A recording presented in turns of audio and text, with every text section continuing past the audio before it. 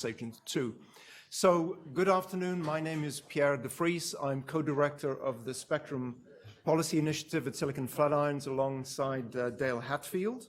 Welcome to our annual Spectrum conference called Spectrum Hall of Shame, the worst and best radio policy decisions. I wanted to just say a few words to tee up why we're having this conversation, what we thought when we were setting it up we might get out of it. Silicon Flatirons' tagline, there it is know what's next. And as a history geek, to me, I'm always reminded of that famous quote that those who can't remember the past are condemned or are doomed to repeat it. So the purpose of today's conversations is to try and learn from these past policy decisions and to try and do better in the future. Now, we framed this in terms of good and bad. To some extent, I have to confess, to actually make people come and listen to the conversations. It makes for a good headline. But as I hope everybody understands, good and bad is in the eye of the beholder. There is no single policy that everybody will agree is good or everybody will agree is bad. And so what we're trying to do is to learn lessons about how things happened in the past and to try and do things a bit better in the future. So before we start, I just wanted to flag two resources that we have for this conference, things we are trying out. So there is a handout. If you didn't get one when you checked in at the registration, there are plenty of them still on the desk. This is a sort of a compilation of about 21 spectrum policy ideas. And what we're trying to do here is to just give you 200 words to give you a quick intro. Probably the panelists will talk about these things, they will define what they mean by them, but this is just a quick reference. There are also references in there. And if you want to look up these things online while you're sitting here on your laptop, I hope that's the only reason you'll be using your laptop, it's on the event website in the right-hand rail. So, you know, these things are not authoritative, they're not trying to be authoritative, they're just to help you follow along. The other thing that we thought we'd try is, let's see if this works. Yes, this works. So we created this unscientific poll. It's up on SurveyMonkey. If you were registered, you got this in email yesterday. So if you haven't voted yet, please vote. If you are trying to get access to your 3G network and it's not working because it's indoors, there is free Wi-Fi access, UCB guest. And actually, when I sort of put please only vote once a couple of days ago on that, the last time we tried the poll, my hacker friends in the room, it was a different piece of software. They very rapidly said, can I break this? Can I vote more than once? And the answer was yes. And even here, you can vote more than once, but please don't. If you've done the poll, or if you do the poll, you'll see we're just giving you 12 very, very short descriptions, very cryptic, very vague, very ambiguous, and asking you to rate them as either awful, bad, good, or awesome. And the idea is just to get you thinking about what you think about these topics, and then you'll hear the panelists and see, whether they changed your mind about that. I thought it might be fun to just give you a snapshot of the results so far. This is what I was looking at earlier this morning. So this is the SurveyMonkey page. These are the results. These are the 12 questions that were asked. You'll see that there have been, at this point when this snapshot was taken, 76 replies.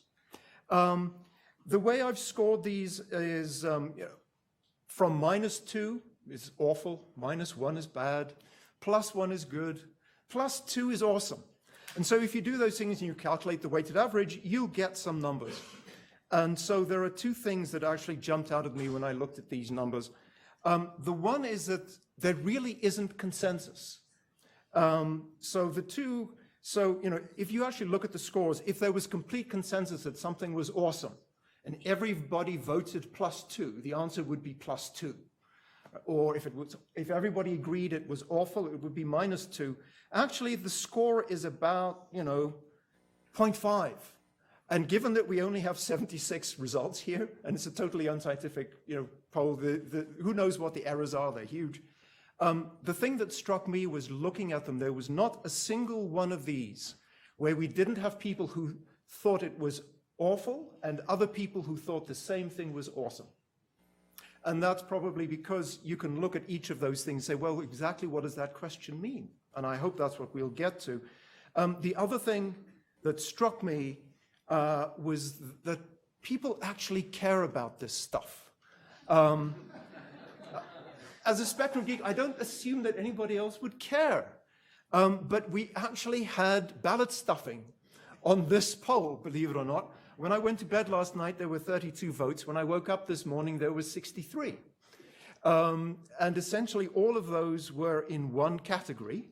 And they all, and almost all of them thought that in the cellular next to GPS brackets light squared, thought that it was awesome. So that just gives you a sense of, this is very unscientific, you should not draw any conclusions from this, and listen to the panelists.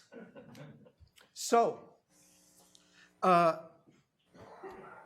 few things before we start. I'd like to thank our sponsors, our supporters, our wonderful supporters. If you have the program, please look in the back.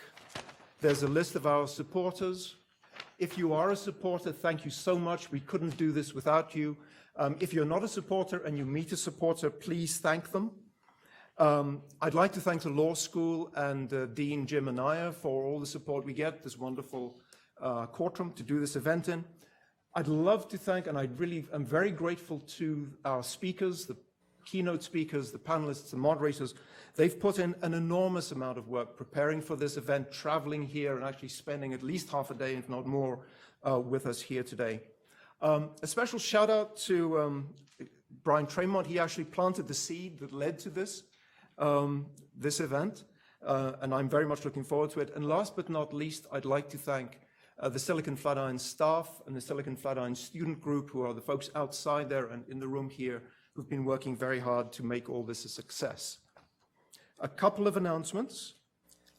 This event is being live streamed. It will be archived on YouTube. You will get those links, and the links will be up on the web page. This event is open to the press. If you have a Twitter habit, we are #SiliconFlatirons. In order to actually move to the conversations, we've asked the moderators of the panels not to actually give you the exhaustive resumes, which are very impressive. You can read faster than they can talk. So please, if you have a question, if you don't know who somebody is, please look them up in this little booklet. The last thing, for those of you in the room who are introverts and who get overloaded by too much conversation, thank you, that at least is not just me. We have something called the Introverts Refuge. There's a little courtroom just on the other side of that wall. So if you need a break, go there, and the rule is no communication. Don't talk to anybody there. Don't talk on the phone. It's just a place for us introverts to decompress. So with that, we now get into the really good stuff. So I'd like to introduce our keynote speaker, but before I do that, I need to try and remember how I make this screen go away. And I remembered.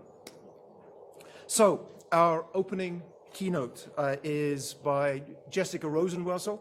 I'm going to break my own rules, and I'm going to give you a bit of an introduction because I can't resist. I guess it's convener's privilege. She's a member of the FCC, has been since 2012, with a little hiatus last year. Obviously, she's really knowledgeable about communications issues in general, but very knowledgeable about spectrum in particular. Obviously, she knows and understands the politics and this, the public interest, but she's also very knowledgeable about the technology and the ideas. So, for example, she's really interested in experimentation, innovation. She's been looking at blockchain for spectrum management. So, lots of very interesting things. Another impressive thing for me about Commissioner Rosenworcel is she actually cares about the right answer, which is something that's important to us here at Silicon Flatirons, and that's what we try to do. So, in these hyper-partisan times, it's really striking when somebody will actually go against their chairman on the FCC on some issues, or when they actually collaborate with the commissioner from the other party on issues. And Commissioner Rosenworcel has done that. Last but not least, we have very good local connections. She and Phil Weiser, actually I learned today, went to law school together, worked together on the incentive auction. And also she has very good judgment. She actually hired one of our alums, Travis Littman, and that's probably the biggest gold star. So please join me in welcoming the Honorable Jessica Rosenwussel.